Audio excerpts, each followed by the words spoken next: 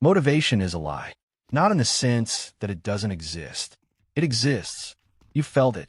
That rush of energy when you decide today is the day everything changes.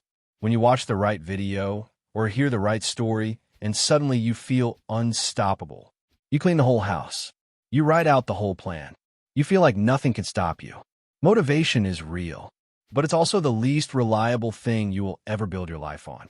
Because motivation is a feeling. And feelings change. They change based on how much sleep you got. They change based on what happened that day.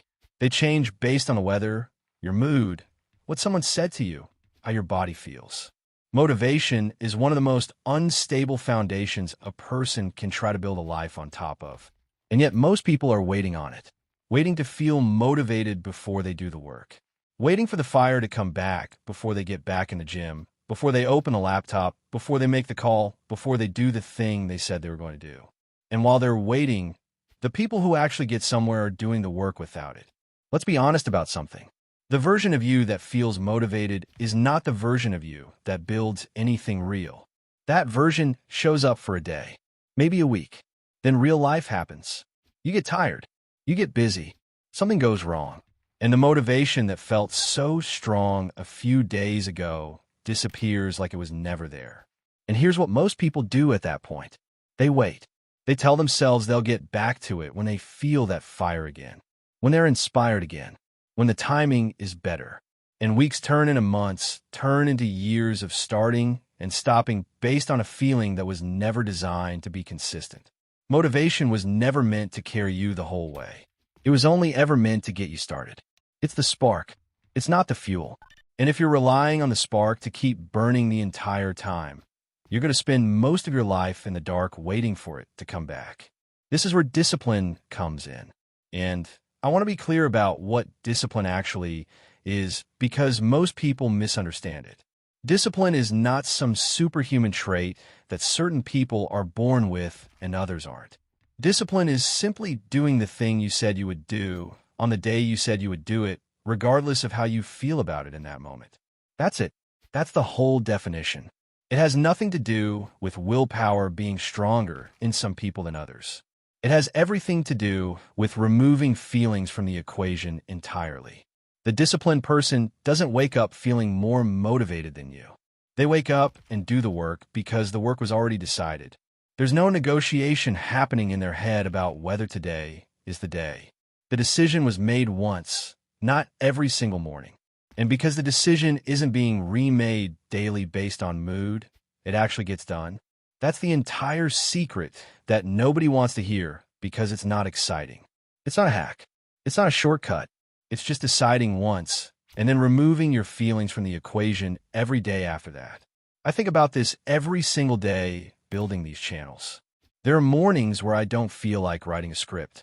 There are days where the numbers are flat, and it would be easy to convince myself that today is the day to take a break. There are nights where I'm tired, and the easier choice would be to skip it and catch up tomorrow. But the work doesn't ask how I feel. It just needs to get done. And the version of me that only works when I feel like it would have quit on this a long time ago. Not because the vision wasn't real, but because feelings are not a reliable partner for something that requires consistency over years, not days. Discipline is what shows up on the days motivation doesn't. And here's the thing nobody tells you. Those are the days that actually matter most. Anyone can work when they're inspired. The real separation happens on the boring days, the slow days, the days where nothing exciting is happening and the only reason you're still doing it is because you said you would. Those unremarkable days, stacked one on top of another for months and years, are what actually build something. Not the highlight moments. Not the bursts of motivation, the quiet, consistent, boring repetition that nobody sees and nobody applauds. Let's talk about why motivation feels so good and why that's actually part of the problem. Motivation gives you a hit of excitement before you've actually done anything. You feel the rush of the idea. You feel the energy of the plan. You feel like you've already won before you've taken a single real step. And that feeling is so satisfying that some people chase the feeling itself instead of the actual result. You see this everywhere. People who are addicted to planning instead of doing. People who buy the gym membership, the planner, the course, the equipment. They get the dopamine hit from the preparation phase and then never actually follow through on the work itself. The motivation gave them everything they needed emotionally without requiring them to do anything physically. That's dangerous because it feels like progress. It feels like you're doing something. But planning is not the same as doing. Feeling excited about a goal is not the same as working toward it. And if you've ever felt like you've started the same goal over and over again, new year, new motivation, same result, that's exactly what's happening. You're chasing the feeling of starting instead of building the discipline to continue. Now here's where I want to push you a little harder, because I think there's a level of honesty most people aren't willing to sit with. If you only do the things you care about when you feel motivated, that tells you something about how much you actually want it. Not in a cruel way, just in an honest way. Because the things that matter most to people don't actually require motivation. Think about it. You don't need motivation to eat when you're hungry. You don't need motivation to check your phone the second it buzzes. You don't need motivation to do the things that are wired deep into what you actually want. The things that require constant motivation to do are usually things you want the result of more than you want the process of getting there. You want to be fit, not necessarily to work out. You want to have built something, not necessarily to do the daily work of building it. You want the destination without loving the road. And that's normal. Most people are like that about most things. But the people who actually get somewhere figured out how to do the work, even without loving every part of the process. They built the discipline to act independent of how they felt about the task in that moment. So how do you actually build discipline if it's not a personality trait you're born with? The first thing is you make the decision once, not daily. Decide what you're doing and when you're doing it ahead of time, so there's no morning negotiation happening.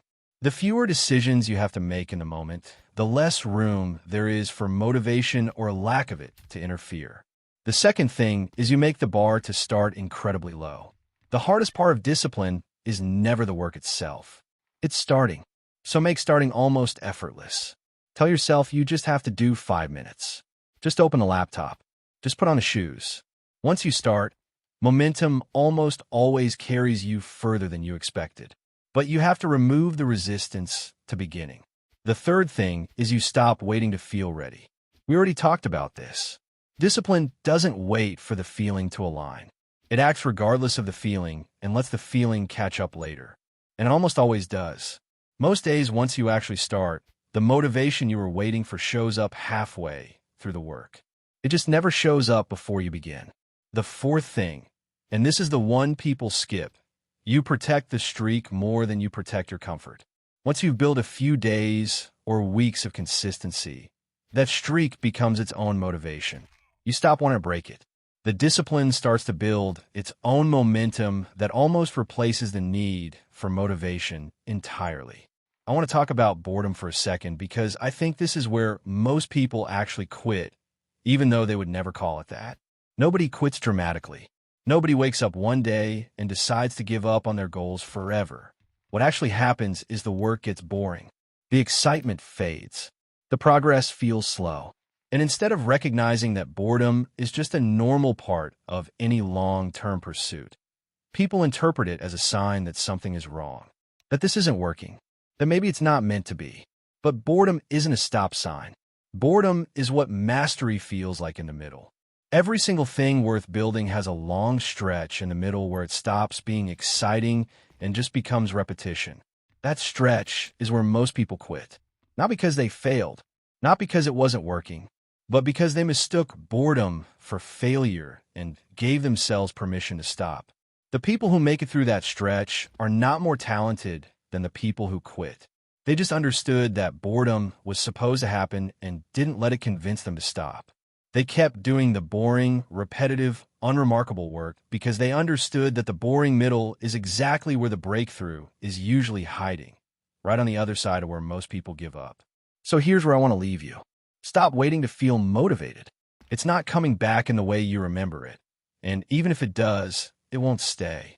Build a system that doesn't depend on how you feel. Decide once. Lower the bar to start. Act before the feeling shows up instead of waiting for it. And when it gets boring, and it will get boring, understand that boredom is not the end of the road. It's usually the middle of it. Discipline isn't glamorous. It doesn't feel like anything special most days. It just looks like showing up when you don't feel like it, over and over, until one day you look back and realize that quiet consistency built something that motivation alone never could have. You don't need to feel ready. You don't need to feel inspired. You just need to keep doing the thing, especially on the days you don't want to. That's the whole secret. It was never a secret at all. Sit with that.